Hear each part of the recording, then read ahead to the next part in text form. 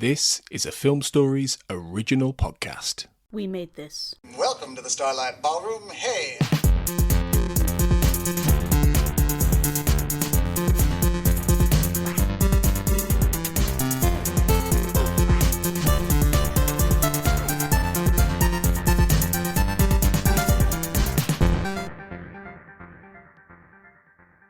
Hello and welcome to Shipwrecked Comatose, the podcast about Red Dwarf here on the We Made This Podcast Network. My name's Mark Adams and I am here to do a quick intro for the third of our three ever so tenuous, filler kind of, but fun hopefully, episodes.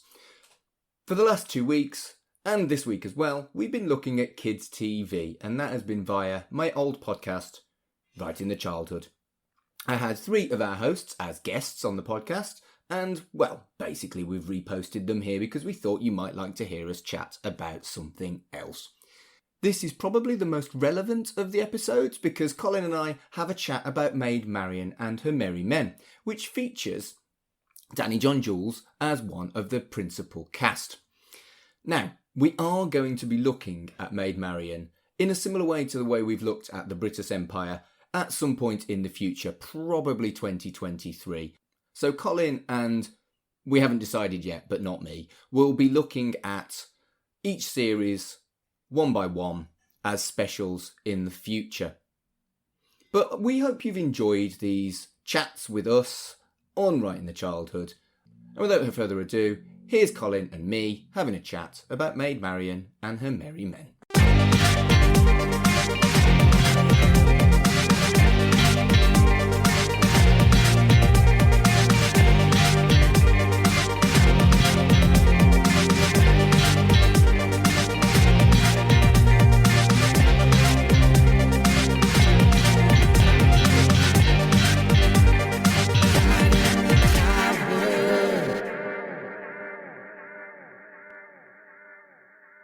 Hello and welcome to Right in the Childhood, the podcast about children's TV right here on the We Made This Podcast Network. My name's Mark Adams and I am your host.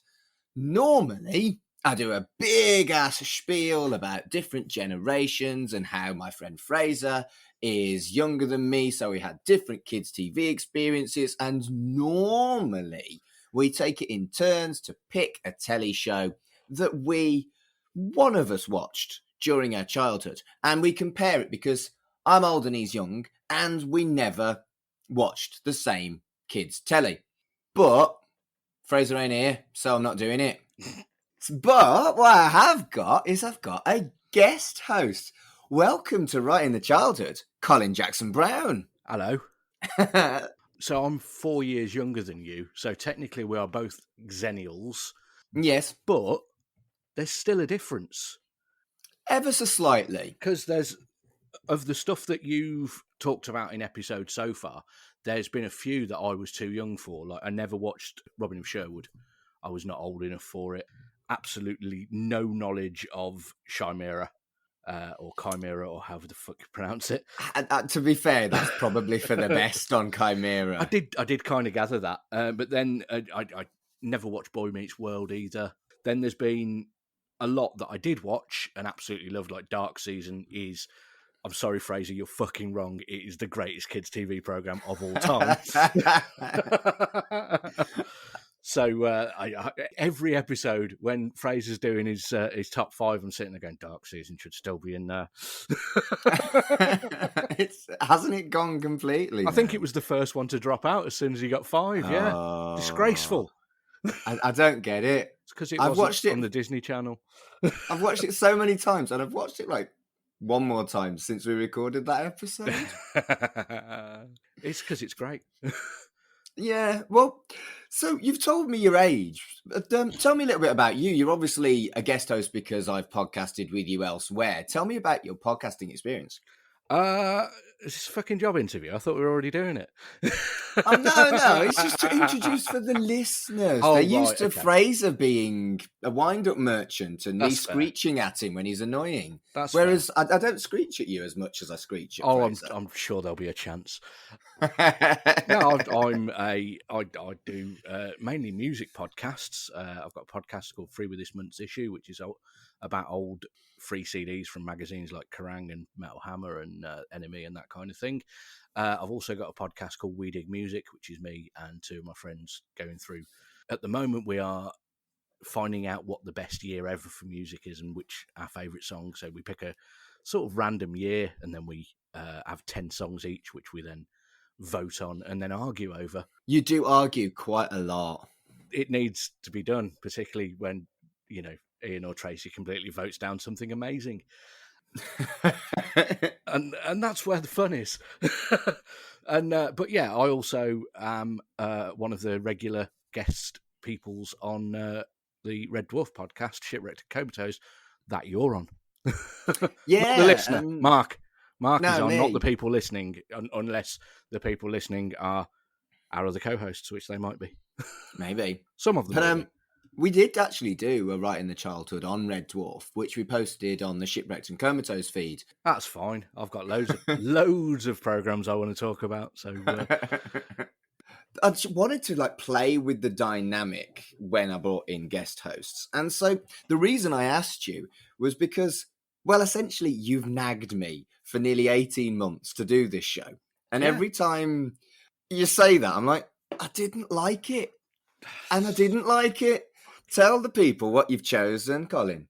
I have chosen the second greatest kids' TV programme of all time after Dark Season. The utterly fantastic Maid Marian and Her Merry Men, which you inexplicably don't like, and I want to understand why you don't like it and tell you why you're fucking wrong. I'm a bit more aggressive than Fraser, have you noticed? You are rude.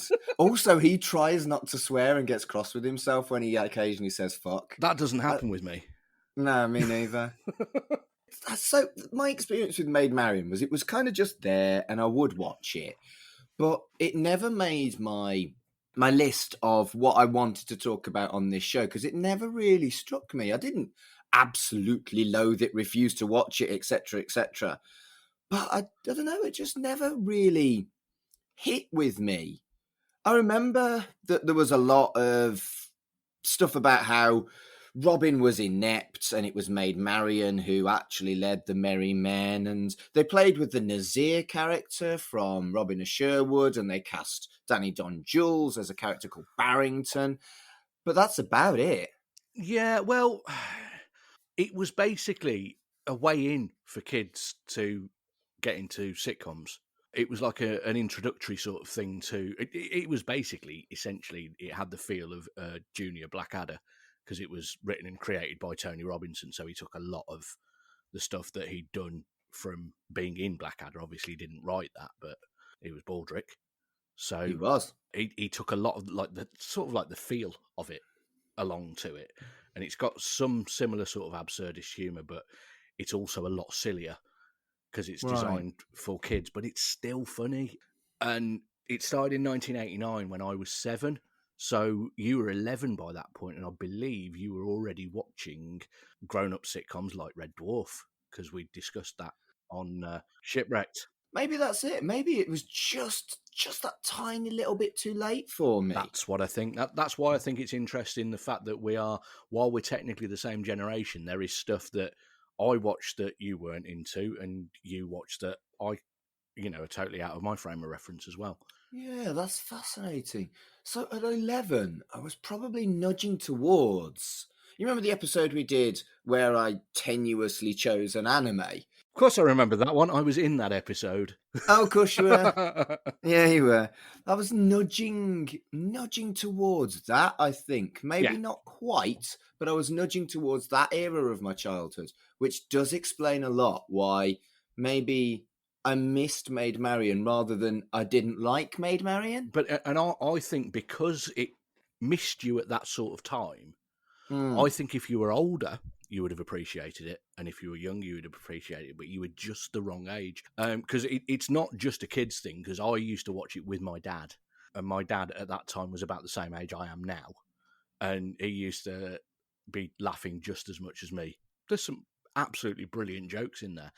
There's pop culture references that obviously maybe haven't lasted the entire time, but there's jokes I remember in there about playing a game of Chronic the Hedgehog and stuff like that, which has always stayed in my head. There's also Gary and Graham, the two soldiers, one of whom is now Mark Billingham, who's a really successful crime author, who wrote writes the Thorn novels, which are really good. But yeah, the Gary and Graham, the two sort of hapless Norman guards. There's one where somebody says something about all these days people are just making career moves, and the other one says to him, "I wouldn't want to move to Korea," which I've always thought was funny because I'm that kind of idiot. So you feel like the humour was heavily on the kind of puns and cheesy dad jokey kind of humour. That does sound like Tony Robinson. There is a lot of dad jokey humour, but then I am a dad and it's what I do, and even before I was a dad. I mean, we both, as you mentioned, are hosts for Shipwrecked and Comatose, a deep dive podcast about Red Dwarf. Yeah. And the big comparison is that Danny John Jules is the cat in Red Dwarf and Barrington in Maid Marian. And I wonder if I'm actually going to get more out of it now, because I'm a massive fan of Danny John Jules. He replied to Shipwrecked and Comatose's Twitter once, and I had an absolute fucking fanboy meltdown, starstruck thing. And considering I've met the vast majority of my childhood heroes as a wrestling ring announcer, that felt weird because it doesn't happen to me very often. Yeah. But it does with Danny John Jules. He's utterly brilliant in this. I mean, the bit that sort of, if people have never seen any of Maid Marian apart from one clip, they will have seen the Pancake Day song, which, because he does a song in near enough every episode. I think it might be every single episode. And there's one where it's Pancake Day. It's Pancake Day. Yes, it's Pancake Day, which people share every single year on Pancake Day. On Pancake Day. Yeah, it's massively cliched, but I'll allow it because it's Maid Marian and her Merry Men, and I fucking love it. But yeah, that'll be the one bit that some people will have seen it and won't know anything else about it. So how strong are your memories of it? Do you have like a favourite episode or anything like that? I've got a few favourites sort of bits. My memories are fairly strong because I've got the DVDs.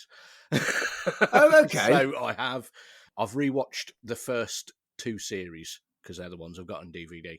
I don't remember the third and fourth series as well because I've only seen them when they were on at the time. Right. But I do remember, I mean, most of the first series and second series are great. I particularly remember there's an episode which I think is in series 2 called The Beast of Bolsover, which is where there's somebody else sets up in the forest with his like sort of fort kind of thing, and he's a bit of a bully.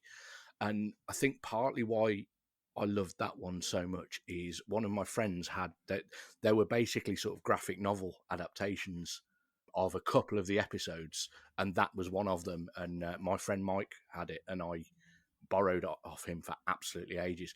Inside the first series DVD, there's actually one of the graphic novels that they've just shrunk down to fit in the DVD case. That's actually a cool little extra. Yeah, I love the artwork. It's similar artwork to the drawings of them that you get in the credits at the end. Oh, that's even better. Yeah. I'd forgotten about that at the credits at the end, but now I do remember it. And I actually remember liking that. I remember it being cool. And they were quite funny, the cartoons at the end, if I remember rightly. Yeah, it's sort of like caricature type drawings of them. Yeah. And it's got them like swinging on ropes and stuff like that. It wasn't that they changed that at the end of every episode. I think it was the same drawings at the end of each one. But yeah, it was a nice thematic sort of thing. So my memory is really, really vague. I know there was an inept Robin, a very I was going to say ept, but the word I'm looking for is capable, Maid Marian. Ept is a good word. You hear about inept all the time. You never hear about people being ept. That's not a word. That's why. It is now. Oh, for fuck's sake. So okay, an inept Robin, an ept Maid Marian, and the cool guy called Barrington. Yeah. I don't even remember if there was like a Little John, a Friar Tuck, a Alan Dale, or... There was Little Ron, who was brilliant. Oh, for fuck's sake, yes, there was. Wasn't he, like, actually little? Yes.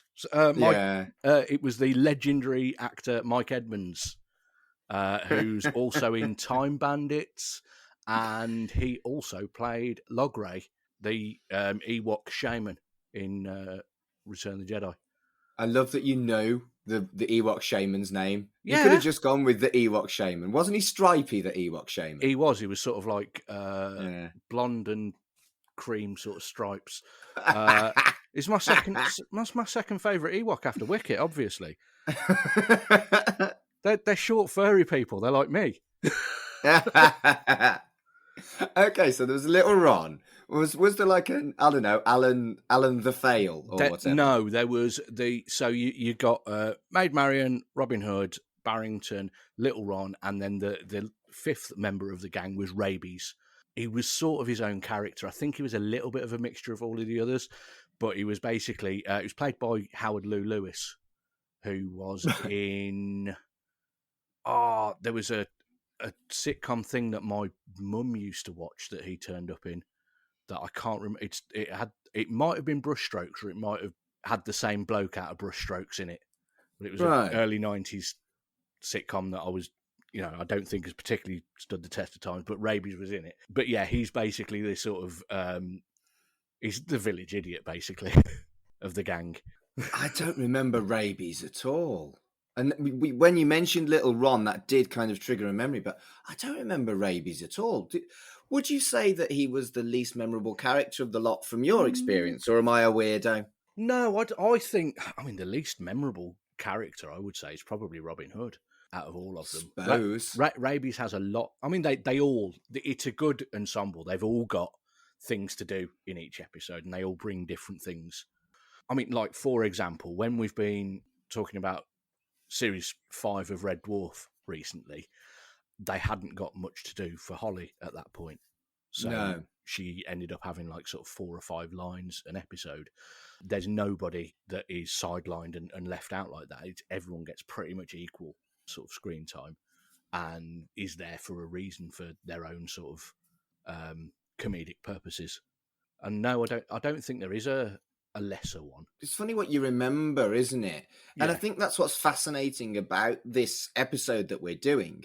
I've explicitly framed it that you not only come on and pick a show that you liked, but also you're almost filling in the Fraser role in as much as you're bringing something I have very little knowledge of at all, even though it's my era. Yeah. And that's cool. That's that cool. Was the plan. Yeah. So I think we'll watch the pilot, as we always do. Yeah. And what was that one that you mentioned before? Should we watch that one? Yeah, we could watch. So How the Band Got Together is the first episode, and The Beast of Bolsover is another one that we can watch. Cool. Right. So we're going to watch some Maid Marian. I'm going to reassess my opinion. And do you know what? I actually want to like it. Good. Because after this discussion, it feels like I've missed something rather than I didn't like something. Yes. I think there's a lot more to like in it than not like. I don't remember noticing any sort of 80s ick or anything like that. We'll soon find out. Probably helps because it's a kids thing, because it didn't come up that often, and it was a BBC kids thing as well. So the classier, more middle class sort of audience. Maybe.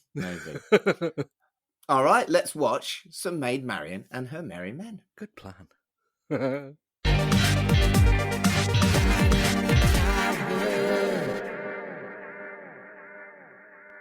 So welcome back. It's been seconds for the listeners, and it's been months. 4,000 years. So we weren't planning on taking a gigantic break between the two. We were probably going to, in an ideal world, record a week or so later. That isn't what happened. It's really not. No. So we both had to listen back to the first half before we then watched the episodes. But this is a thing when you're amateur podcasters rather than paid for it. We both had shit go down, didn't we? Yeah, life, that kind of bollocks. Mm. But yeah, so Maid Marian is a thing. Do you still love it? Yes. Okay. Do you not? Am I going to have to fucking fight you? I don't think my opinion's changed. I enjoyed it, but it wasn't special to me. You just rubbish. So there's lots to like about this, but it feels almost like, if we're going to be calling it this going forward, the Fraser era, where I can recognise something's good, but it just doesn't hit me right in the childhood, for want of a better cliche. Yeah, but it wasn't something you watched when you were a child, as we discussed a few minutes ago for other people. Well, I actually think I did. I just didn't love it. Right. And I think that because I did recognise a few of the gags in the episodes that we watched. And when I was looking at the episode guide, I do remember there was an episode called The Whitish Night. And I even remember that it jogs my memory. And I remember that it went something along the lines of, ooh, the whitish night, and was a piss take of Robin of Sherwood, which I did love. Which I had not properly realised until about an hour ago. Because I never watched Robin of Sherwood because I was slightly too young for that at the time. Yeah. So this and the Disney Robin Hood was my introduction to the Robin Hood sort of stories, really. I don't think there were any other... Because Robin Hood, Prince of Thieves was in between series 2 and 3 of Maid Marian. Was it now? Merry Man. It was Howard Lew Lewis, who plays Rabies, is in Robin Hood, Prince of Thieves. Is he? Yeah, and that basically one of the reasons that there was a bit of a gap between series 2 and 3 is because he was off filming Robin Hood, Prince of Thieves. Good grief. Yeah. Would you like to know my interesting fact about Robin Hood, Prince of Thieves? Go on then. The character of Akeem in Yeah. Robin Hood, Prince of Thieves was originally called Nazir. And the reason they had to change it is because Nazir was a character created exclusively for Robin of Sherwood. You mentioned that in the Robin of Sherwood episode. Did I? Yeah. Oh, there you go. Yeah. And it's I think it's fascinating that they thought that Robin of Sherwood was so good, because it was, that they nicked him, even though he wasn't part of the legend. It's almost like those trap streets that map companies put, where they put a fake street on a map somewhere, just a little tiny one, so that they know if someone else has copied their map. Oh, is that a thing they do? Yeah. Huh. So it's a copyright trap, which lots of things do. Encyclopedias do it as well. They'll put a little, really minuscule, not massively important fact, and then if somebody else repeats that fact, they know that they've stolen it from there. Fascinating. So, but yeah, I actually had to listen to the Clannad theme tune to Robin of Sherwood earlier and was like, oh yeah, the Whitish Night is totally a piss take of this. And the Clannad thing is fucking beautiful. The whole soundtrack to that show was wonderful. But we're not talking about Robin of Sherwood. You should watch it, though. Is it as funny as this? No, it fucking isn't. No, it's not as funny as this, but it's actually incredibly good. But one thing I would say is actually slightly better in Maid Marian compared to Robin of Sherwood is that they get the dirtiness right in this. Every peasant is dirty as fuck. Well, the opening of the first episode is Barrington rapping about mud. Yes. And, they're all eating mud. Mud is absolutely everywhere in Worksop. There's not in the episodes that we watched, but there is an episode where somebody refers to, or there's a little cafe called Mudgy Like. Nice. Instead of Spudgy Like, which My mum still calls baked potatoes with whatever fillings Spudgy like, and my dad always refers to it as Mudgy like because of Maid Marian and Her Merry Men. Brilliant. So I like the fact that, like, nearly 35 years later, there's jokes that me and my dad are still doing from Maid Marian and Her Merry Men. And I guess when a telly show impacts on you like that, it will always be a favourite. And, for me, that's stuff like Red Dwarf that you and I podcast about, Buffy the Yeah. Vampire Slayer, and a few others, but nothing really from as young as this was for you, I don't think. Well, this was just before I would have got into Red Dwarf. So this would have been sort of a gateway into that kind of thing. I mean, there is a lot of similar humour in there. There's the bit in Beast of Bolsover, the second episode we watched, where they've basically been kicked out of their hideout, and Robin's talking about what clothes he can take with him, which is basically Cat choosing how many racks of suits he can take into stasis. Yeah, I did think that. That's almost a stolen joke. I think it's probably influenced. They were both running concurrently, though, weren't they? Red Dwarf and Maid Marian. They were, but that was series 1 of Red Dwarf, so that was 2 or 3 years before that series. Danny John Jules is in both, so they're allowed. Yeah. He obviously didn't mind. It was his character. Yeah, and looking through the cast, you mentioned before the break how it was really, really strong and tight, and they had the right characters, and they cut the right characters. So, there's no Alan Dale, there's no Friar Tuck. And it seems to me that they really got that right. They did a Nazir with rabies, which is a great thing. And the other 4 characters are, is Barrington... Barrington's probably... Is he Alan Dale? There's a bit of Alan Dale in there. I think he's the closest to Alan Dale. He's basically like the second in command, which, if I remember correctly, that's what Alan did. I think Will Scarlett was second in command, wasn't he?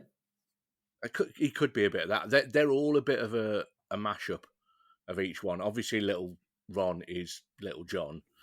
Not really much else. Rabies, there's a bit of Friar Tuck in there. Perhaps. But yeah, they're a bit of a mix-up, but they're also their own characters.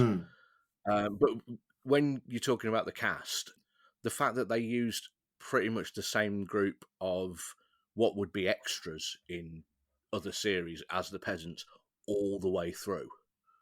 You've got the same group of actors. Sometimes they'll be like just in the background somewhere, but then they'll have a speaking part in another episode, which I think is quite cool. Yeah, I think that they did a really good job of using the Robin Hood legend as inspiration, as both to satire and to create the perfect example is the Little Ron thing on the bridge. Yeah, was exactly the story of Robin Hood, which was also done.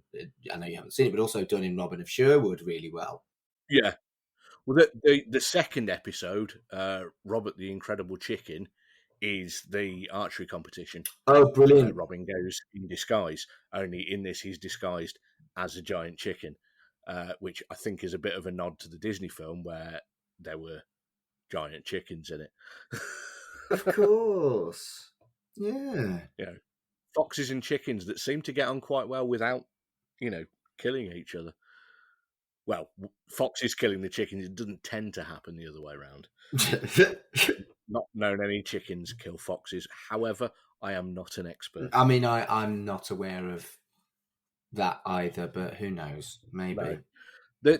The costumes are really good as well. I was watching them on DVD, which we've got hilariously late 90s, early 2000s computer-generated menus. Brilliant. With like the arrow flying through, and when you've got like an animation for about like a minute and a half before you can actually choose anything on the menu. Oh dear. It was that kind of annoying thing. Oh, and also one of them had the absolute worst DVD extra I've ever seen, which was a Find the Chicken game, where you just had to click on lots of things and see if it had a chicken underneath it. Brilliant. But yeah, I was watching it on the DVD, so not all of the episodes have got commentary on them, but the exact two that we chose have got commentary. Oh, right, okay.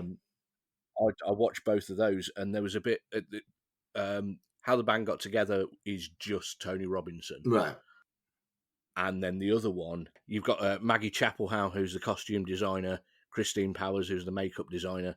So basically, talking about lots of mud, and David Bell, who was the director, doing the commentary as well as Tony Robinson, and Maggie Chapelhow was talking about how the brief for the costumes was Mad Max meets Jabberwocky meets Glastonbury Festival, which I think's that's pretty much what they got. Yeah. There's a hell of a lot of Glastonbury in there. Well, I mean, it starts with a song about mud, doesn't it? Yes, yeah. But yeah, I still love it. I've been watching it with my daughter today, and she loves it, and it's great. And I don't think I watched much of series 3 and 4 at the time because there was a few years gap, and by that point I was the age that you were when these first two series came Which out. makes sense. So at that point I was probably into some slightly edgier. I hadn't gone down an anime route, but I think I was probably watching Terminator most of the time. Dark Season, maybe? Dark Season was earlier. Dark Season was 91. Was it? So that was at the same time as I was watching series 2. Okay. Good grief. Yeah, but no, I still really like it. I mean, I think one of the things that I did love, particularly with watching it with my daughter, who's like 6 in a few days, I think Marian is one of the first really strong female protagonists that I remember. And you know what? I was really kind of a little bit worried that it would be along the lines of the two Ronnie's Worm That Turned kind of powerful women and, basically offensive, written by men for the lulz. And it really wasn't. She was definitely a very strong, positive female role model, which I was really pleased to see. Yeah, well, Tony Robinson had got a young daughter at the time that he wrote it. That's what inspired him to... His inspiration for writing the series at all was he was watching his daughter play football, and basically she wasn't the team captain, but she was basically running the team and taking charge and bossing everybody about. And he was like, if she was Maid Marian, she would be running the whole thing. So decided to write it that way. But I've always loved characters like that. So it's like, Rey from Star Wars, I absolutely love. And, Coraline and Ripley and Moana, so the kind of character that I want to introduce Elodie to. Most of those she already knows, but Ripley, not quite yet. Apparently, I'm not allowed to show her aliens until she's at least 6 now. Funny that. Tried. But yeah, another influence of it that I hadn't mentioned previously that only just occurred to me this week watching it. There's a lot of the young ones in there, which I also absolutely love. The way some of the speech is structured really reminds me of how Young Ones is written. Right. Particularly the main one that really made me think of that was Marian's speech about how having this big inspirational speech in the first episode talking about how they'll, go out and be freedom fighters in the forest and people will name pubs after them, is just like RitC's speech about, the punks, rastas and skins all mourning him. And someone will say, the people's poet is dead. But how can he be dead when we still have his poems? It's, that kind of thing. It's fascinating that the term freedom fighter was used. I did pick up on that, and I saw it as a really positive thing. But then immediately after, the ridiculous way of Robin Hood getting his name was great as well. And they really got that balance good. They did get the balance really good on, making some quite grown-up political statements. I mean, earlier on in the episode, you always get a fair trial by a black man on British justice. I was like, oof, ouchie. I wasn't expecting that. So obviously, very recently, we've had all the Jubilee bollocks and that kind of utter shite. And you've got the conversation right at the start with Robin and Marian, where Robin's like, "I think royalty are great, don't you? They're so natural and cred." And Marian's just going on about this peasant starving to death out there while you make an enormous pile of pants for the royal bottom, which is exactly the same as, them spending ridiculous amounts of money on the Queen's Jubilee when there's more fucking food banks than there has ever been. And, people are in full-on poverty. But Colin, hashtag platitubes. Fuck the platitubes. Honestly, I hardly noticed the bloody thing. I had to work it, so fuck it. It didn't impact on my life whatsoever. I work in an office where one of the team leaders is a devout royalist, and she doesn't like it when I say off with their heads. Apparently that's not allowed. Treason is what it is. Well, it's worth it, isn't it? Should we actually talk about the depiction of King John then, seeing as we're talking about the royals? Yeah. He's great. It is. And you know what? The moment I saw it, I had this real kind of like nostalgia blast of very much remembering his skull and crossbone earring, because I wanted one as a kid. I didn't remember that until I saw it, and then it really flooded over me. Holy shit, I remember his earring. Weird, really weird. So I must have seen this at least once or twice. And I know I must have watched it, but it is far better quality than I would have thought, because it didn't leave a lasting impression on me. Yet it kind of did in us. Oh, I don't even know, Colin. I still think that you were just the wrong age for it. And because of that, I think if you were a little bit younger or a little bit older, it would have got in there. But because you were in exactly the blind spot for it, it may not be something. But I think it's a shame that you haven't picked up on it now, because I thought you'd really dig it. But never mind. I did dig it. There's a lot to like about it, but not enough for me to want to binge watch it. You'd also got the relatable bit for you being a scout leader, with the end of the first episode where they're doing their, like, I pledged to be a merry man bit. I was a cub at the time that this was going on, so that was very relatable to me, because it's basically like your induction, isn't it? By induction, do you mean investment? Investment, yeah. That's the word I was looking for. We don't do inductions in scouting. That would be wrong. It's a very long time since I was a scout. But yeah, they solemnly swear to fight injustice, do a good deed every day, cross my heart and hope to die, stick a sausage in my eye. I did laugh at stick a sausage in my eye, because it's not what you really would have expected them to suggest to put in their eye. No, and there was quite a lot of surreal humour like that in this, which I did enjoy. Yeah, there was another unnamed merry man sitting around the fire in that scene. Was there? Which I only just noticed today. Yeah, there's someone sitting right on the right-hand side that isn't one of the main cast. So I don't know if they were originally going to imply that they were a bigger group and then dropped it after the pilot episode. But yeah, I've only just noticed that. It didn't get mentioned by Tony Robinson in the commentary at all. So, yeah, I think it was just a random sort of extra there, but they were sort of in shadow, and they were on the right hand side, sitting around the fire. I think for me, Tony Robinson, I know he wrote it, but he was also made to play the Sheriff of Nottingham.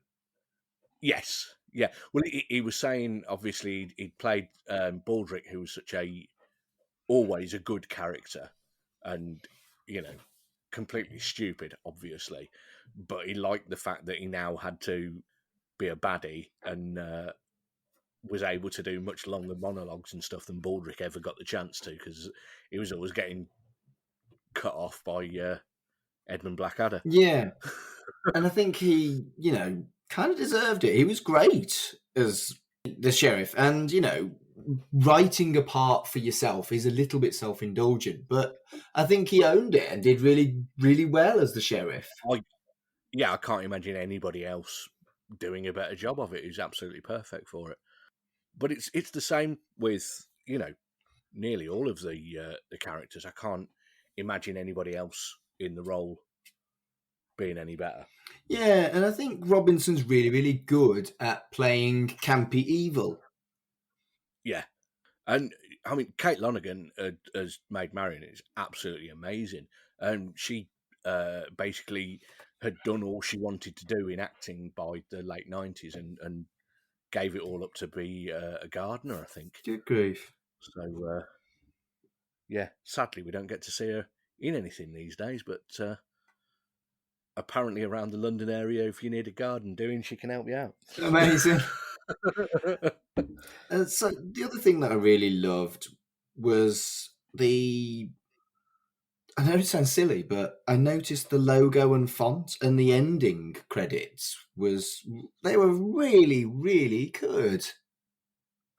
Yeah, I mean, like the sort of animated bit at the end, apparently they'd already, from when they made the first episode, decided that they were going to do some comic versions of the stories, and that was actually a BBC executive's idea.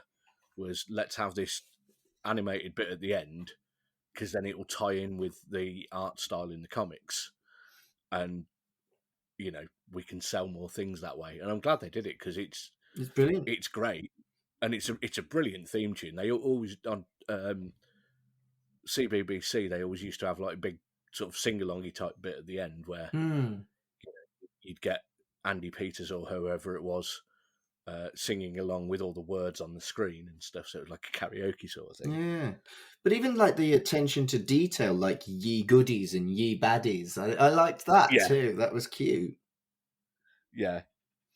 I really like the sort of like Flintstones level anachronisms in it as well, where you've got there's a bit in Beast of Bolsover where King John says something to, "Where's my dinner?" to Sheriff of Nottingham, or why's my dinner late? And he says, "I don't know, my sundial's stopped." Yep, I wrote down that gag as well. I love that. It was very silly. And then get me a hot dog. We can't. You've eaten all the pets. But then later on, there's little bits in the set design, which I don't know if they appear in the first two series or if it's later than that. But there's like wooden satellite dishes on the side of some of the huts. Brilliant. In Worksop and stuff like that. Brilliant. And I loved the fact in Beast of Bolsover that Gary and Graham, when they came back into the castle and hung their helmets up, they'd got their names on little plaques by the hooks, just like you would have as a kid at school. Yeah. When the target audience watching it will have had those pegs with their names on it. So some of the silly humour really, really hit, like those gags you just mentioned, but also the crisp flavours for the rats that Barrington was selling in How the Band Got Together. That made me laugh as well. Barbecue chicken with cream cheese and chive flavour sounds really good until you remember it's a rat and it's a day out of date as well. Yeah. But then the whole sequence with Edwina, I don't know why it just grated on me. The storyline of getting a tadpole adopted and how it ended up in someone's nose. That one didn't hit. Well, what I liked about that is it's a brick joke that you've basically forgotten about it right until the last scene, and then the tadpole ends up getting sneezed into the fire. Because I do like it when there's a joke that's been almost sort of forgotten about in the background somewhere that comes back. Stuff like that is great. Yeah, I think the one-off gags worked better for me than that, though. I just, no. It was just that, it's funny, isn't it, as an adult? The silliness, some will hit and some won't hit, whereas as a kid, the silliness always hits. Yeah, it all hits for me still, because I have not grown up in any way. I don't think I have either. Maybe I have. I'm a bit scared of that. We watch everything with subtitles on because my hearing is shit. Right. And we were watching Stranger Things earlier, and I realised I still laugh every time the subtitles say someone pants. Which is ridiculously childish, but that's me. I find it absolutely hilarious the way it describes music. in certain things. Yeah. Upbeat music plays. Ominous electronic music. Oh, we're watching Stranger Things again. And honestly, whenever it does something really, really dumb like that, I always read it out and it kind of ruins things and I'm a terrible person. But it amused me. So I haven't grown up, Colin. I just didn't find the fucking Edwina thing funny. And I don't think there's many podcasters that have. No, that's or true. They're the ones that are doing boring fucking financial podcasts or something. They don't count as podcasts. Beast of Bolsover, do you know where that name's from? Is it the Beast of Bodmin Moor? No. Oh, go on then. It's the Beast of Bolsover, which is the nickname given to absolute hero Labour politician Dennis Skinner. Oh, right. Who was one of the longest serving ever MPs. He was like nearly 50 years before he got voted out, and used to heckle the shit out of the Tories. Brilliant. There's a quote by him that is sadly not true, but it's totally the kind of thing that he would say. But there's this quote that's always attributed to him that's he got told off by the speaker for saying half the Tories on the benches opposite are crooks, and he got told by the speaker to retract it. So he said, "Okay, half the Tories opposite aren't crooks," which is absolutely amazing, but sadly not true. But he used to like heckle the Queen and stuff when she was doing the state opening of Parliament and stuff like that, which is absolute fucking legend. Tony Robinson is a like lifelong Labour Party supporter, and he was actually he was on one of the committees or something with Labour for a while, and because his name is near to Dennis Skinner's in the alphabet, R then S, he used to sit next to him quite a lot. And it turned out that Dennis Skinner was a fan of Maid Marian and Her Merry Men. I'm assuming he probably heard about it after this episode. So he gave him a copy of the graphic novel version of The Beast of Bolsover, because that was one of the ones that they did, which I thought was quite cool. Perfect. So should we move on to that episode and have a look at that? Yeah, as usual. Sorry, I've been absolutely fucking all over the place, just jumping to that's fine. various different tangents. It's what I do. The podcast derailer. That's also fine, as long as we chat about stuff. So I liked how you couldn't spot that this was a season opener. I think it was just nice that once they'd done the first episode, this is how we got together. They just seemed to carry on. It wasn't done in pointless season runs and that kind of thing. It just, that I noticed that and I was like, good. Yeah. There's a little bit of a story arc in the first season. And then later than that, you've got occasionally there'll be a new character that's introduced that then carries on. Like there's Rotten Rose appears, who's she appears at the end of series 2 and then is in the rest of it. And she's basically a sort of rival to Maid Marian. They were friends at school, but then she's on the sheriff's side now. Guy of Gisborne turns up. Does he? Series 3 onwards, Guy of Gisborne is in it, and he's basically a man-child. He acts like basically a 4-year-old, which is quite similar to the Guy of Gisborne in Robin of Sherwood. I think that they probably deliberately kind of took from Robin of Sherwood because it was so popular. Almost certainly. I mean, it was a really popular recent-ish. BBC, was it BBC or ITV? ITV adaptation, so ripe for BBC to take the piss off then. Yeah. But this episode was very much the classic usurper plot, which is quite a kids' TV kind of almost trope. But I thought it was really well done. Yes, Beast of Bolsover himself, obviously he's Australian, which slightly weird because Bolsover is in, I think, Lincolnshire. Interestingly, I looked up where Bolsover was earlier and found out that very, very, very close to Bolsover, there is a town or a village called Rylah, spelled Rylah, which is one letter away from where Cthulhu lives. I thought that was where you were going with it. Yeah. So Yeah, apparently Cthulhu's house, where he lies dead but dreaming, is quite near to Chesterfield and Bolsover. So, Good. yeah. That's what I learned today. But yeah, anyway, Bolsover's sort of not that far from Worksop and, Nottingham and Mansfield and that sort of area, I think. Another thing I've noticed that I liked, but I hadn't associated it as like a Red Dwarf link, was a line, "But if he dies, he'll be dead," which is very kind of Red Dwarf style, actually. Yeah. And also very British. And I wouldn't have thought about Red Dwarf unless you'd mentioned it earlier about the parallels with the cat and stasis. But it does feel almost like you're right. I think Yeah. it does feel like because Danny John Jules is in there, it's kind of a bit Red Dwarfy. Yeah. Definitely enough for us to do some specials on it for Shipwrecked and Comatose. Yeah, Because you'll definitely do enough one for for you anything. to do specials on it for Shipwrecked and Comatose. Yeah, me and Carl are going to do them, I think. That should be fun. I would listen into that, and I might even actually. So I rewatched Britas for the Britas episodes of It's Shipwrecked. fucking better than Britas. I quite like Britas, but this is definitely better than Britas Empire. Britas Empire is not as good as I remember. No, whereas this is as good as I remember. So, no.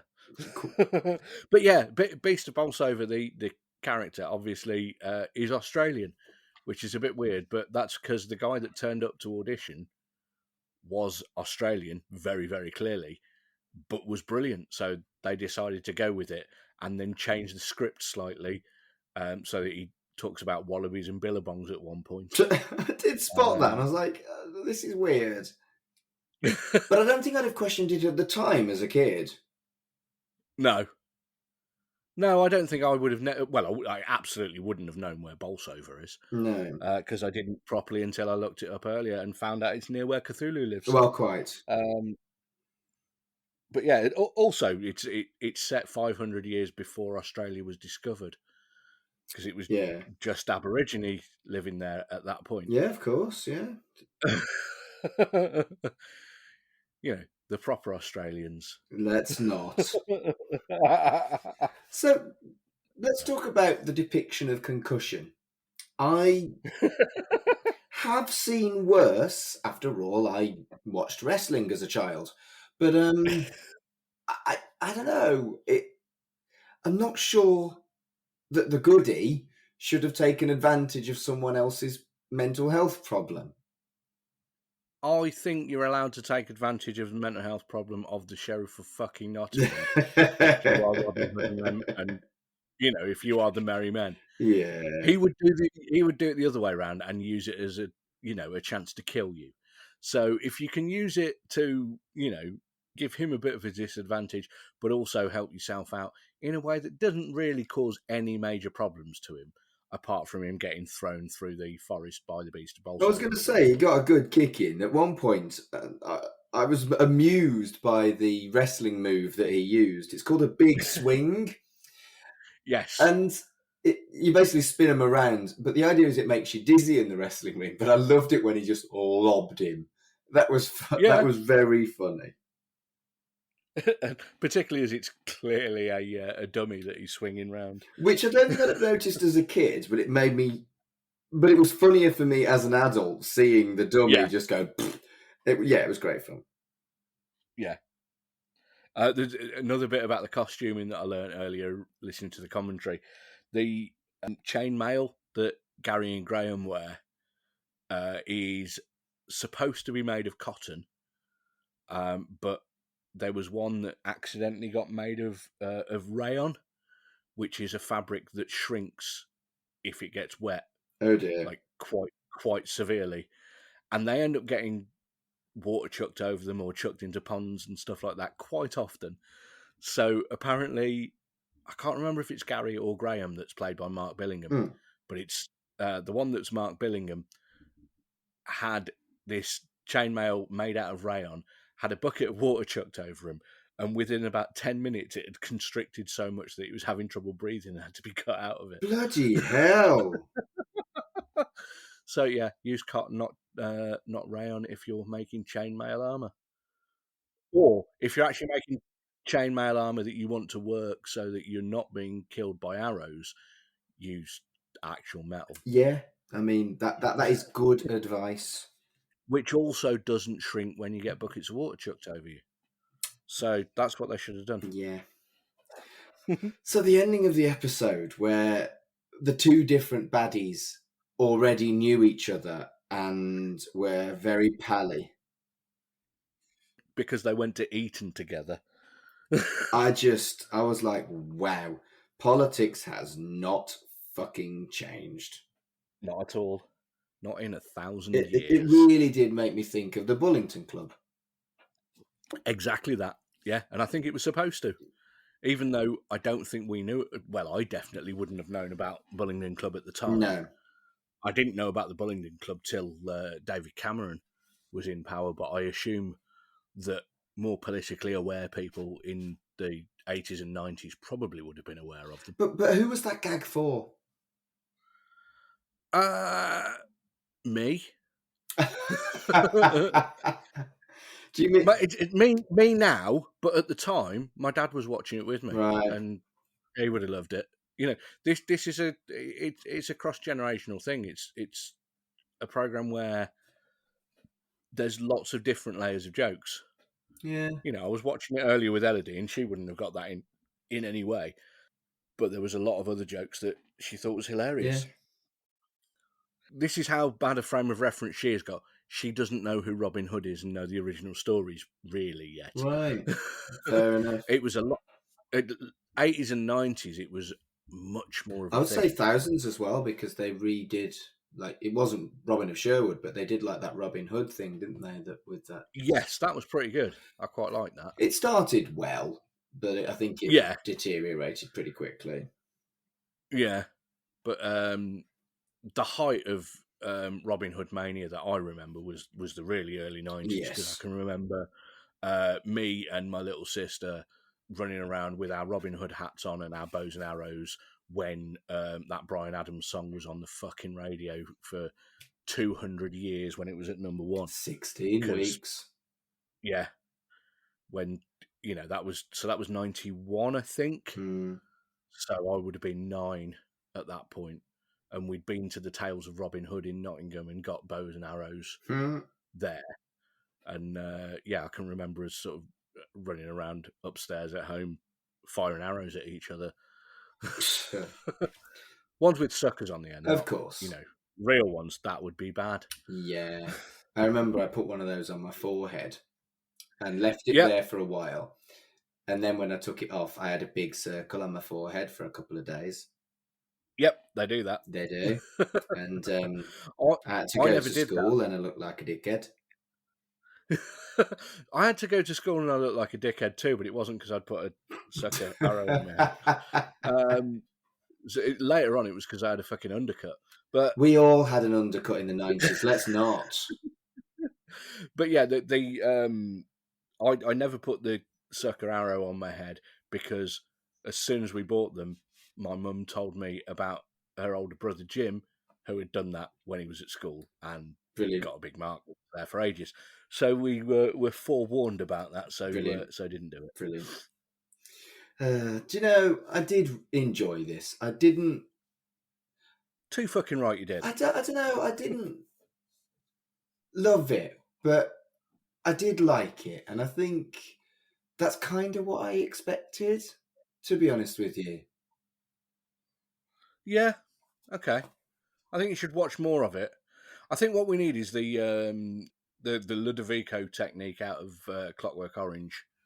We need to strap you into a chair with your eyes like prized open and just have it showing on like 15 different TV screens with different episodes showing constantly, 24 hours a day, 7 days a week for a few months. And then you'll get full-on Stockholm Syndrome and you'll think it's absolutely brilliant like I do. Or I could just casually watch it occasionally when I'm doing my ironing or something.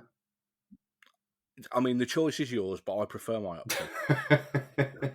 And I do think I'll probably watch some more, particularly as I'd like to hear you talking about it on our other podcast, Shipwrecked and Comatose. So I probably will give it a little bit of a binge when I've got a lot of ironing to do or something. I think I'll probably do that. Good.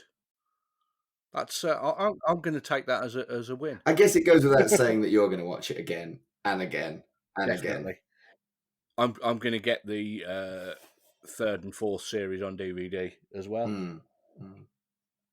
Well, Colin, it's been lots of fun chatting about this, and I know you've wanted to chat about it for quite a while, so I'm glad you finally got to come on and admonish me for not loving it the way you do. I hope you don't mind that I've kind of stuck to my guns, but recognise that there's a lot of good to...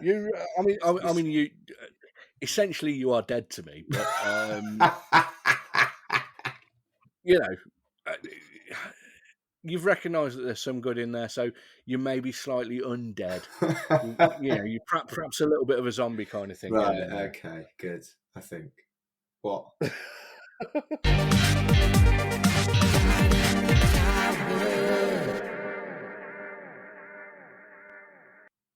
Colin, where can people find you on the internet?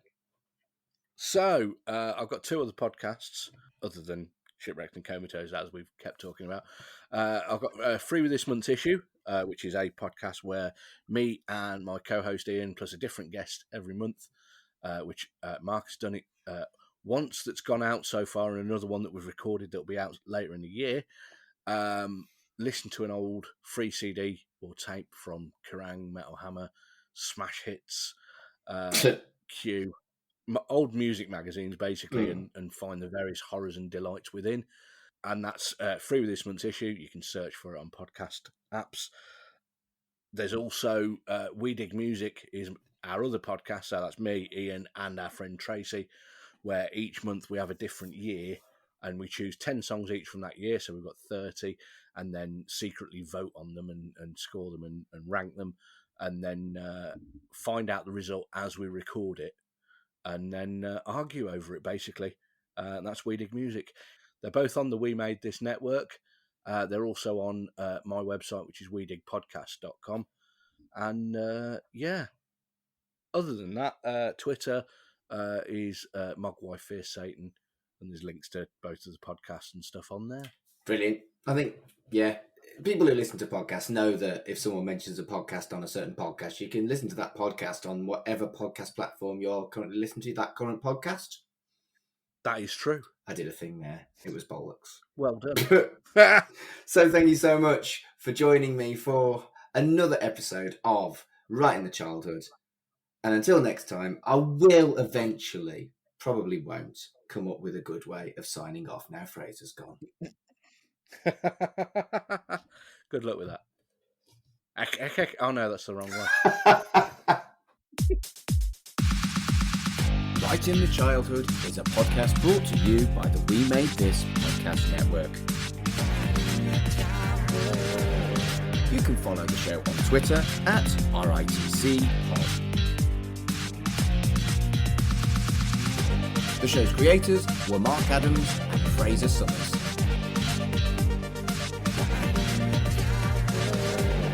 The show's host is me, Mark Adams. You can follow me on Twitter and Instagram at MarkAdamsHC.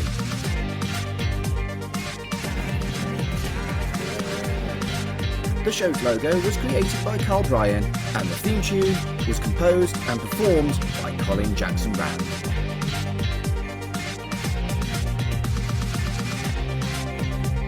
Thank you for listening, and I hope you enjoyed being hit.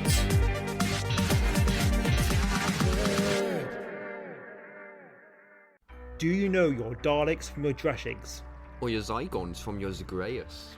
Do you know what the TARDIS stands for? And do you know which Doctor Who stories featured Kevin Grimlock, the cyborg T-Rex that became the Doctor's companion? Then this is a Doctor Who podcast for you. I'm Baz Green, and each fortnight I chat to my son Ben. Hello. And the occasional guest as we cover 60 years of Doctor Who on TV, Big Finish, and more. And I did really enjoy that one. Except that wasn't really actual pirates, it was Badger pirates in space, but it was still piratey. Badger pirates in space? Yes. But I am willing to make an exception for pirates this episode. Donald Sumpter is He's amazing. good. I love the fact that he just pops up. He just pops up. Probably Rassilon. Probably. Well, they do confirm later on he is. I think they do. Yeah, don't he they? I says think I'm they- Rassilon yeah. the Redeemer. Of course he does. Bloody hell! And I he has watched it. the gauntlet as well, which gives the hint at that. Yeah. I'm nodding profusely. Yeah. We're going proper classic Doctor Who as well, a lot of it as well. The more.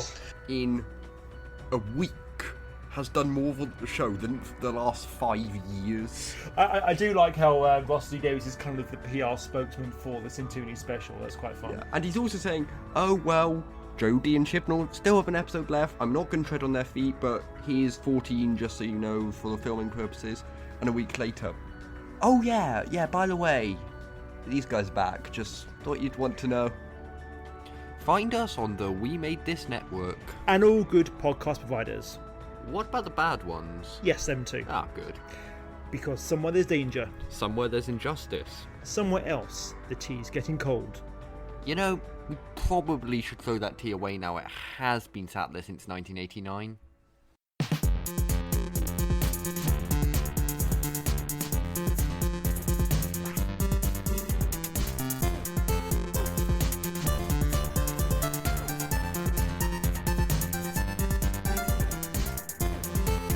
Shipwrecked and Comatose, a Red Dwarf podcast, was created and produced by Mark Adams and Kurt North.